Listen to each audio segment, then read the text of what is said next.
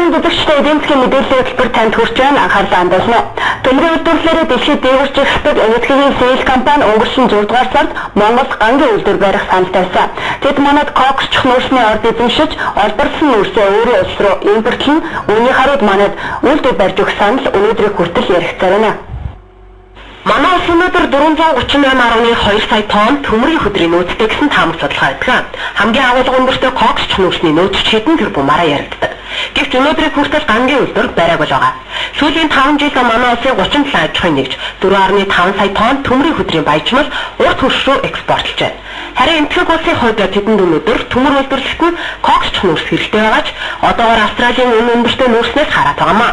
Тиймээс энэтхэгчид манай дархан сэлэнгийн бүсэд байгаа төмрийн хөдрийн ордууд 5 толгой болон бусад нүүрсний ордуудыг судалж Монгол улсад төмрийн хөдрийг боловсруулан ган үйлдвэрлэх гангийн үйлдвэрийн зах зээлбэрийн техник эдийн засгийн урьдчилсан судалгааг боловсруулжээ.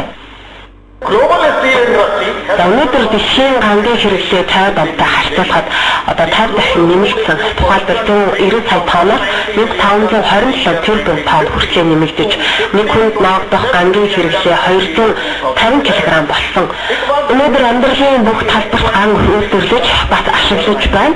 Өндөр байшин барьсан, усан уцах гээд дэлхийд байгаа 200 сая компьютер гэх мэт бүх зүйлд одоо ган орж байна. Зүүн Азийн орнууд гангийн хэрэглээ өндөр байдаг.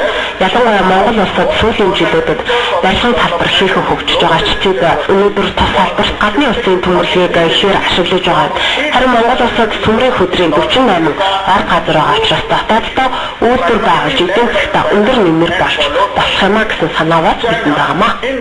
Brazil, South Korea and Turkey have all entered this. Энэтхэгийн гангийн үйлдвэрлэлээр тэргүүлэх Сэл компанийн ган хайлуулах 4 үйлдвэрт нийт 12 тэрбум $10 хөрөнгө оруулна гэж гадны хэвлэлд онцолдог. Төмрийн хөдрийг илчлэг өндөртэй коксч нүүрсээр хайлуулснаар ган гаргаж авдаг. Гэхдээ манайх ган боловсруулах үйлдвэргүй хөдрөө өдөр шөнөгүй урт хөрш рүү зөөж байгаа. Стратегийн ард гэгддэг төмөрчийн ардаас хүртэл хулгайгаар шахам хөдөр зөөсөөр удаж байна. Уг нь барилга төмөр зам гэдэг бүтээн байгуулалт өрнөж байгаа энэ үед ган шиг хэрэгтэй зүйлгүй. Гаднаас өндөр үнэтэй авах биш, өөрсдөө үйлдвэрлэчихвэл хэдэн төгрөгөнд нэмэртэй. Гэхдээ манай төрд үйлдвэр байгуулах сонирхол байдаггүй, гангийн салбараа гадуурхаад байдаг. Гэтэл дархны төмөрлөгийн үйлдвэр хаягдл төмөрлөгийг боловсруулж гулмаа болгоод хятад руу нэг тонныг нь $250 гаргадаг. Харин нөгөөдөл нь манайхаас авсан бэлэн бэлтцийг хайлуулах цохрог хийгээд эцсийн бүтээгдэхүүн буюу цөмөр хийс төмөр гэх мэтийн зүйлийг хийчихдэг. Тэгээд $650 зардаг юм. Манайх өдрөө ямар ч татваргүйгээр урагш нь гаргадаг бол харин урдаас орж иж байгаа төмрийн бүтээгдэхүүн нь баггүй татвартай гэж бодохоор Монгол улсад эдийн засгийн хэмнэлт байхгүй байгааг харуулж байгаамаа.